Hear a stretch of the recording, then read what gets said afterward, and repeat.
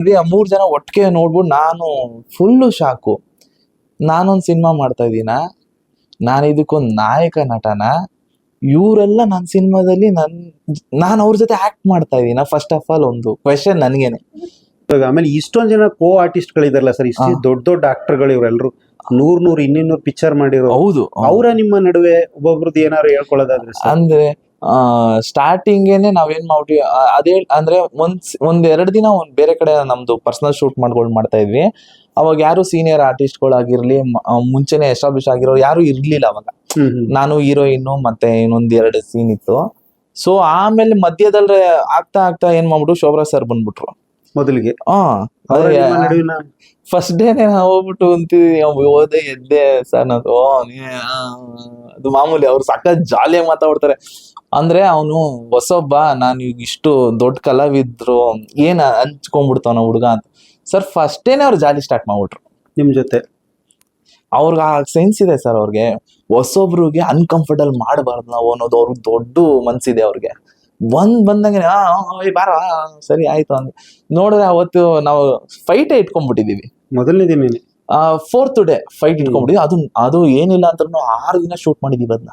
ಒಂದ್ ಫೈಟ್ ನ climax fight ನಾವು 4 ದಿನ ಶೂಟ್ ಮಾಡಿದೀವಿ. ಟಾಕಿ ಪೋರ್ಷನ್ ಬೇರೆ ಕಟ್ ಮಾಡಿದ್ರೆ ಕ್ಲೈಮ್ಯಾಕ್ಸ್ ಫೈಟ್ ಮಾಡ್ಕೊಂಡ್ಬಿಟ್ವಿ ನಾವು ದಿಢೀರ್ನೆ. ದೊಡ್ಡದಾಗೆ ಕಷ್ಟ ಆಗ್ಲಿಲ್ವಾ ಸರ್ ಅದು? ಅದು ಎಲ್ಲ ಕೇಳದಂಗೆ. ಆಮೇಲೆ ಸೆಟ್ ಅಲ್ಲಿ ಇರೋರು ಬರ್ತಾರಲ್ಲ ಪ್ರೊಡಕ್ಷನ್ ಅಲ್ಲಿ, ಅಲ್ಲಿ ಫೈಟಾ 4 ದಿನ ಆಗಿದೆ, ಸಡನ್ ಫೈಟ್ ಹಾಕೊಂಡ್ಬಿಟ್ರ. ಡೈರೆಕ್ಟರ್ ರಿಕ್ವೈರ್ಮೆಂಟ್ ಅವ್ರು ಹಾಕೊಂಡಿರೋ ಅಂತ ಶೆಡ್ಯೂಲ್. ಮುಖ್ಯಮಂತ್ರಿ ಚಂದ್ರು ಸರ್ ಬಂದ್ಬಿಟ್ಟು ನಾವು ನಮ್ ಜಿಮ್ ಅಲ್ಲಿ ನಾಗರಬಾವಿಲೆ ನಮ್ ಜಿಮ್ ಹತ್ರ ಒಂದು ಸಣ್ಣ ಹೋಟೆಲ್ ತರ ಸೆಟ್ ಹಾಕ್ಬಿಟ್ಟು ಶೂಟ್ ಮಾಡ್ತಾ ಇದ್ವಿ. ಫಸ್ಟ್ ಡೇ ಚಂದ್ರು ಸರ್ ಮತ್ತೆ Dayanand uncle, mimicry Dayanand uncle ಗೊತ್ತಿರ್ತಾರೆ, ಅವ್ರ ಕಡೆಯಿಂದ ನಮ್ಗೆ ಸೆಟ್ಗೆ ಎಂಟ್ರಿ ಆಗಿದ್ದು ಸರ್. ಆಮೇಲೆ ಗಿರಿಜಮ್ಮನು ಬಂದಿದ್ರು. ಆ 3 ಜನ ಸೀನಿಯರ್ಸ್ ಗಳು, ಅವರೆಲ್ಲ ಆ ಕಾಲದಿಂದ 70s ಇಂದ ಸ್ನೇಹಿತರು, ಅವರೆಲ್ಲ ಲೆಜೆಂಡ್ರಿ 3 ಜನನು. 3 ಜನನು ಬಂದ್ರು. ದಯಾನಂದ್ ಅಂಕಲ್ಗೆ ನನಗ್ ಮುಂಚೆ, ಯಾಕಂದ್ರೆ ದಯಾನಂದ್ ಅಂಕಲ್ ನನ್ಗೆ ಏನ್ ಮಾಡಿದ್ರು, ಈ ಸಿನಿಮಾ ಸ್ಕ್ರಿಪ್ಟ್ ಸಂಬಂಧಪಟ್ಟಂಗೆ ರಿಹರ್ಸಲ್ ಗೆ ಕೇರಳ ಕರ್ಕೊಟ್ಟೋಗಿದ್ರು ಒಂದ್ 15 ದಿನ. ಅಲ್ಲಿ ನಮ್ ಬಾಂಡಿಂಗ್ ಸೂಪರ್. ಅಂಕಲ್ದು ನಮ್ದು ಸಾಕಾಗ್ ನಡೀತಾಯ್ತು. ನಾನು ಅಂಕಲ್ ಸೆಟ್ ಆಗ್ಬಿಟ್ಟಿದೆ. ಅಂಕಲ್ ಹಂಗೆ ಹಿಂಗೆ ಅನ್ಕೋಣ, ನಾನ್ ಸೆಟ್ ಆಗ್ಬಿಟ್ಟಿದ್ನಲ್ಲ. ಸೆಟ್ ಆಗ್ಬಿಟ್ರೆ ಮುಗ್ದೋಯ್ತು, ಅವ್ರಕಿಂತ ಜಾಸ್ತಿ ಮಾತಾಡ್ತಾ ಇರ್ತೀನಿ ನಾನು. ಸರಿ ಆಯ್ತು ಅಂದ್ಬಿಟ್ಟು ಬಂದ್ವಿ. ಆ 3 ಜನ ಒಟ್ಟಿಗೆ ನೋಡ್ಬಿಟ್ಟು ನಾನು ಫುಲ್ಲು ಶಾಕು. ನಾನೊಂದ್ ಸಿನಿಮಾ ಮಾಡ್ತಾ ಇದೀನ, ನಾನು ಇದಕ್ಕೊಂದ್ ನಾಯಕ ನಟನ, ಇವರೆಲ್ಲ ನನ್ನ ಸಿನಿಮಾದಲ್ಲಿ ನಾನು ಅವ್ರ ಜೊತೆ ಆಕ್ಟ್ ಮಾಡ್ತಾ ಇದೀನ. ಫಸ್ಟ್ ಆಫ್ ಆಲ್ ಒಂದು ಕ್ವೆಶನ್ ನನ್ಗೇನೆ. ನಾನೇನು ಮಾತಾಡೋದ್ರಲ್ಲಿ ಸೈಲೆಂಟ್ ಆಗಿ ನಿಂತ್ಬಿಟ್ಟಿದ್ದೀನಿ. ಡೈರೆಕ್ಟ್ರು ನಮ್ ಪ್ರದೀಪ್ ಅವ್ರು ಕರೆದ್ರು, ಅಣ್ಣ ಅಂದ್ರೆ ಇವನ್ ಕಾನ್ಶಿಯಸ್ ಬಂದು ಒಂಚೂರು ಮಾತಾಡ್ಬಿಟ್ಟು ಒಂದ್ ಸ್ವಲ್ಪ ಹೆಂಗಣ ಕರೆದ್ಬಿಟ್ಟು ಈಜಿಗೆ ಹಾಯ್ ನಮಸ್ತೆ ಏನ್ ಮಾಡೋಣ ಭಯ ಆಗ್ತಾ ಇತ್ತು ನನ್ಗೆ. ಇಲ್ಲಿ ಎಂತ ಕಲಾವಿದ್ರು ಅವರೆಲ್ಲ. ಇಲ್ಲ ಬನ್ನಿ ನೀವು ನಾನು ಪರಿಚಯ ಮಾಡ್ಕೊಡ್ತೀನಿ. ಯಾಕಂದ್ರೆ ನಮ್ ಡೈರೆಕ್ಟರ್ ಅವ್ರು 3 ಜನ ತುಂಬಾ ಪರಿಚಯ ಇದ್ರು. ಆಮೇಲೆ ದಯಾನಂದ್ ಅಂಕಲ್, ಒಂದು ಮುಖ್ಯಮಂತ್ರಿ ಸರ್ ಬಂದ್ಬಿಟ್ಟು, ಏನಪ್ಪಾ ಹೊಸಬ್ಬ, ದೇವ್ರ ಒಳ್ಳೇದ್ ಮಾಡ್ಲಿ. ನಾವು ನಮ್ ಕೆರಿಯರ್ ಅಲ್ಲಿ ತುಂಬಾ ಎಲ್ಲಾರು ನೋಡ್ಕೊಂಡ್ ಬಂದು ಇವತ್ತು ಇಲ್ಲಿದೀವಿ. ಒಂದು ಕೇಳ್ಪಟ್ಟೆ ನಿಂಗೆ ಆಲ್ರೆಡಿ ಫೈಟ್ಸ್ ಎಲ್ಲ ಮುಗಿಸ್ಕೊಂಡ್ ಬಂದ್ಬಿಟ್ಟಿದ್ಯಂತೆ ಶೂಟು. ಒಳ್ಳೇದಾಗ್ಲಿ ಕಂದ, ನಿನ್ಗೆ ಒಳ್ಳೇದಾಗ್ಲಿ. ನಿಂಗೆ ಅಮ್ಮ ಗಿರಿಜಮ್ಮನು ಒಳ್ಳೇದಾಗ್ಲಿ ಕಣೋ ನಿಂಗೆ. ಅವರು ಸಖತ್ತು. ಆಮೇಲೆ ಶೂಟಿಂಗ್ ಅಲ್ಲಿ ನಾನು ಗಿರಿಜಮ್ಮಂದು ನಂದು ಪೋರ್ಷನ್ಸ್ ಇದ್ದಾಗ ನಾ ಹಿಂಗಿರ್ತೀನಿ ಅಂತಂದ್ರೆ, ಕ್ಯಾಮ್ರಾ ಹಿಂಗಿದ್ದಿಂಗ ಅಂದ್ರೆ ಅವ್ರು ರೇಗಿಸ್ತಾ ಯಾರವ್ರು ಮಾಡುವಾಗ ಅನ್ನೋರು. ಅದು ಎಮೋಷನ್ ಸೀನ್ಸ್. ನಾನ್ ಹಿಂಗೇನೋ ಹಂಗೆ ಹಿಂಗೆ ಅಂತ ನಾನ್ ಆಕ್ಟ್ ಮಾಡ್ತಾ ಇದ್ರೆ, ಅವರು ಅದನ್ನ ಇಟ್ಬಿಟ್ಟು ಹಿಂಗೆಲ್ಲ ಏನೇನೋ ರೇಗ್ಸೋರು. ಅಮ್ಮ ಸುಮ್ಮನೆ ಹಂಗೆ ಹಿಂಗೆ, ಏಯ್ ಮಾಡ್ಬೇಕು ಕಣೋ, ಎಲ್ಲ ಕಲಿಬೇಕು ನೀನು ಹಂಗೆ. ಅವ್ರಿಗೆ ಅಂದ್ರೆ ಅವ್ರು ಇವತ್ತು ಒಂದು 60-65 ಏಜ್ ಇರ್ಬೋದು. ಅವ್ರ ಎನರ್ಜಿ, ಗಿರಿಜಾ ಮೇಡಮ್ ಅವ್ರ ಎನರ್ಜಿ, ಅಪ್ಪ ಅದ್ಭುತ ಸರ್. ಅವ್ರ ಆಕ್ಟಿಂಗ್ ಸಾರ್, ಅವರೆಲ್ಲ ಹಿಂಗ್ ಅನ್ಬಿಟ್ಟು ಮುಗಿಸ್ಕೊಂಡು ಹೊಟ್ಟೋಗೋರು ಸರ್. ಅಷ್ಟು ಅಂದ್ರೆ ನಮಗ್ ಗೊತ್ತಿಲ್ವಲ್ಲ ಶೂಟಿಂಗು. ನಾನ್ ಏನಾರು ಹೆಚ್ಚಿಗೆ ಮಾತಾಡ್ತಾ ಇದೀನಿ ಅಂತ ಅಂದ್ರೆ ನನ್ಗೆ ಗೊತ್ತಿಲ್ಲದೆ ಮಾತಾಡ್ತಾ ಇದೀನಿ. ಅಂದ್ರೆ ನಾನ್ ಆಕ್ಟ್ ಮಾಡ್ಬೇಕಾದ್ರೆ ಸರ್, ನಾನ್ ತುಂಬಾ ಟೈಮ್ ತಗೊಂಡು ಪ್ರಾಕ್ಟೀಸ್ ಮಾಡ್ಕೊಂಡು, ಇಲ್ಲ ಚೆನ್ನಾಗ್ ಬಂದಿಲ್ಲ ಅಂತಂದ್ರೆ ನಮ್ ಡೈರೆಕ್ಟರ್ ಕೋ ಡೈರೆಕ್ಟರ್ ಇಲ್ಲ ಚಂದನ್ ಸರ್ ಹಂಗಲ್ಲ ಹಿಂಗೆ ಸಾರ್, ಅವ್ರಿಗೆಲ್ಲ ಯಾರು ಏನು ಹೇಳಂಗಿಲ್ವೇ ಇಲ್ಲ. ಸಖತ್ ಅದ್ಭುತ ಆಕ್ಟರ್ಗಳು ಅವರೆಲ್ಲ. ಅವ್ರ ಜೊತೆ ಮಾಡಿರೋದಕ್ಕೆ ನನ್ನ ಈ ಲೈಫ್ ಟೈಮ್ ಅಚೀವ್ಮೆಂಟ್ ನಂದು. ಒಂದೇ ಸಿನಿಮಾಗೆ ಅವರೆಲ್ಲ ನನ್ನ ಸಿನಿಮಾದಲ್ಲಿ ಅವ್ರ ಕೆಳಗಡೆ ನಾವು ಆಕ್ಟ್ ಮಾಡ್ತಾ ಇದೀವಿ ಅಂತಂದ್ರೆ ಅದು ಅದೃಷ್ಟ ನಮ್ದು. ಮುಖ್ಯಮಂತ್ರಿ ಚಂದ್ರು ಸರ್ ಹೆಂಗೆ ಅಂತಂದ್ರೆ ಎಂತ ಲೆಜೆಂಡರಿ ಆಕ್ಟರ್ ಅವರು. ಶೂಟಿಂಗ್ ಮುಗೀತು. ಅವ್ರದ್ದು ಮತ್ತೆ ಆಫ್ಟರ್ ಲಂಚ್ ಬರಬೇಕು. ಎಲ್ಲ ಹುಡುಕ್ತಾ ಇದೀವಿ. ಏನಂದ್ರೆ ನನ್ನ ಜಿಮ್ಮಲ್ಲಿ ಯೋಗ ಮ್ಯಾಟ್ ಎಲ್ಲ ಇರುತ್ತೆ. ಸರಿ ಆಯ್ತು, ಸೆಲ್ಲರ್ ಒಂದಿತ್ತು, ಮೇಲ್ಗಡೆ ಒಂದು ಫ್ಲೋರ್ ಇತ್ತು.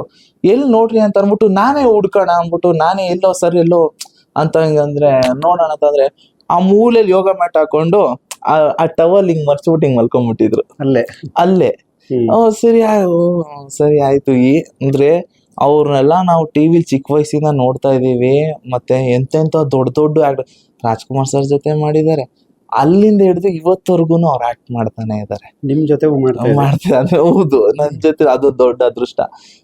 ನನ್ ಕೊನೆಗೆ ಅದು ಆ ದೃಶ್ಯ ನೋಡಿ ಅಂದ್ರೆ ಅವತ್ತು ಅರ್ಥ ಆಗೋಯ್ತು ಸರ್, ಮನುಷ್ಯ ಏನೇ ಆಸೆ ಇಟ್ಕೊಂಡು ಏನೇ ಸಾಧನೆ ಮಾಡಿ ಎಷ್ಟೇ ಸಂಪಾದನೆ ಮಾಡಿದ್ರು ಕೊನೆಗೆ ಮನುಷ್ಯ ಅಷ್ಟು ಸಿಂಪಲ್ ಆಗಿ ಬದುಕ್ಬಿಡ್ಬೇಕು. ಎಷ್ಟು ಅವ್ರು ಅಂದ್ರೆ ಆ ದೃಶ್ಯ ಏನ್ ಅನ್ಸುತ್ತೆ ಅಂದ್ರೆ ಅವರೇ ಲೆಜೆಂಡು ಸರ್. ಫೈನಲ್ ಆಗಿ ಏನೇ ಮಾಡಿದ್ರು ಈ ತರ ದೊಡ್ಡ ದೊಡ್ಡ ಆರ್ಟಿಸ್ಟ್ಗಳು ಅಷ್ಟು ಸಿಂಪಲ್ ಆಗಿ ಬದುಕ್ತಾ ಇದಾರೆ ಅಂತಂದ್ರೆ ಅಂದ್ರೆ ಅವ್ರು ಏನ್ ಬೇಕಾದ್ರು ಕೇಳ್ಬೋದಿತ್ತು ನಮ್ ಶೂಟಿಂಗ್ ಸೆಟ್ ಅಲ್ಲಿ. ಸರ್ ಪ್ರೀತಿಯಿಂದ ಮಾತಾಡ್ಸೋರು, ಅಚ್ಚುಕಟ್ಟಾಗಿ ಅವ್ರಿಗೆ ಈ ಟೈಮ್ ಅಂದ್ರೆ ಅವ್ರ ಹತ್ರ ನಾವುಗಳು ಟೈಮ್ ಕಲಿಬೇಕು ಸರ್. ನಮ್ಗೆ ಇನ್ನೂ ಅವೆಲ್ಲ ಬಂದೇ ಇಲ್ಲ ಬಿಡಿ. ಗ್ರೇಟ್ ಸರ್ ಅವರೆಲ್ಲ ನಮ್ಮ ಸಿನಿಮಾದಲ್ಲಿ ಆಕ್ಟ್ ಮಾಡಿದ್ದಾರೆ, ನಮಗ್ ಸಪೋರ್ಟ್ ಮಾಡಿದ್ದಾರೆ, ನಮ್ಗೆ ಆಶೀರ್ವಾದ ಮಾಡಿದ್ದಾರೆ ಅಂತಂದ್ರೆ ನಿಜವಾಗ್ಲೂ ದೇವರೇ ಆಶೀರ್ವಾದ ಮಾಡ್ದಂಗೆ. ನೀವು ಸಿನಿಮಾದಲ್ಲಿ ಹೋಗಿ ಶೂಟಿಂಗ್ ನೋಡ್ತಿದ್ರಿ, ಅಲ್ಲೇನಾರು ಆಗ್ಬೇಕು ಅನ್ನೋ ಒಂದು ಕನಸು ಕಾಣ್ತಿದ್ರಿ, ಒಂದು ಸಿನಿಮಾ ಮಾಡ್ಬೇಕಂತ ಪ್ಲಾನ್ ಮಾಡಿದ್ರಿ, ನೀವೇ ಹೀರೋ ಅಂತ ಒಂದು ಫಿಕ್ಸ್ ಆದ್ರಿ. ನಿಮ್ಮ ಸಿನಿಮಾಗೆ ಇಂಥ ದೊಡ್ಡ ದೊಡ್ಡ ಲೆಜೆಂಡರಿ ಆಕ್ಟರ್ಗಳೆಲ್ಲ ಬರ್ತಾರೆ, ಅದೊಂದು ಸಂದರ್ಭ. ಅದಾದ್ಮೇಲೆ ಅವರೆಲ್ಲರೂ ಬಂದು ನಿಮ್ಮ ಜೊತೆ ಆಕ್ಟಿಂಗ್ ಮಾಡಿದ್ರು.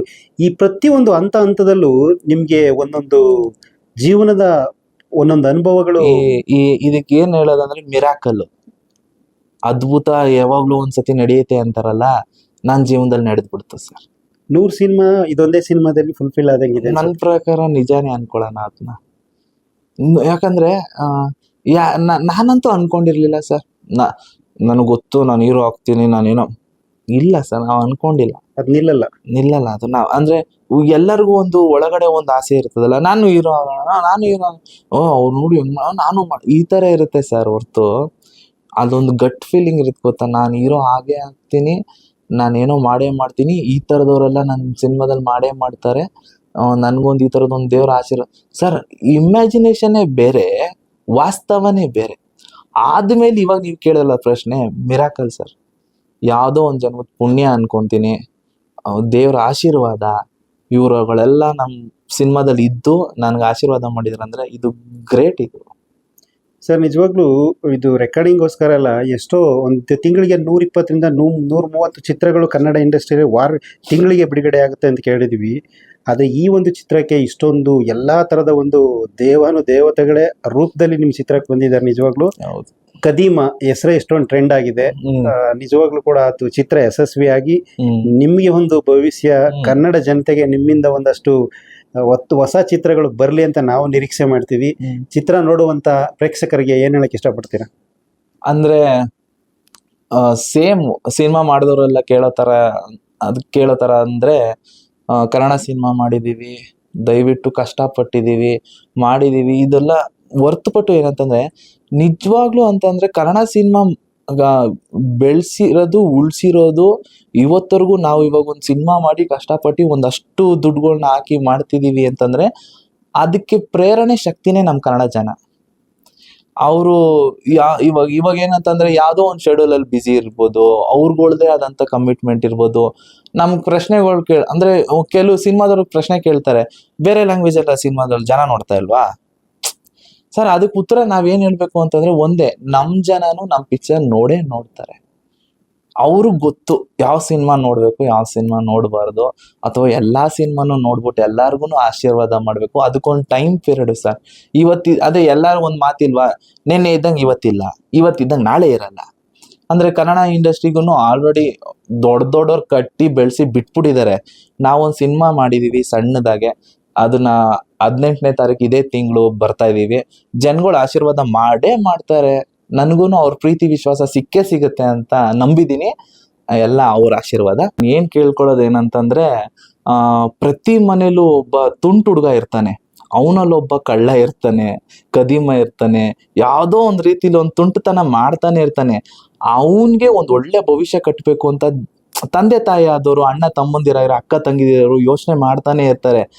ಆ ತುಂಟು ಹುಡುಗ ಈಗ ಕರ್ನಾಟಕದಲ್ಲಿ ನಾನೇನೆ ಕದೀಮ, ನನ್ನ ಭವಿಷ್ಯ ಕಟ್ಕೊಳಕ್ಕೆ ಇದೇ 18ನೇ ತಾರೀಕು ಬರ್ತಾ ಇದ್ದೀನಿ, ನೀವೆಲ್ಲ ನನ್ನ ಭವಿಷ್ಯ ಕಟ್ಕೊಡ್ತೀರಾ, ಇದೇ ಏಪ್ರಿಲ್ 18ಕ್ಕೆ ಥಿಯೇಟ್ರಿಗೆ ಬಂದು ಸಿನಿಮಾ ನೋಡ್ತೀರಾ ಅಂತ ನಾನು ಬಯಸ್ತೀನಿ.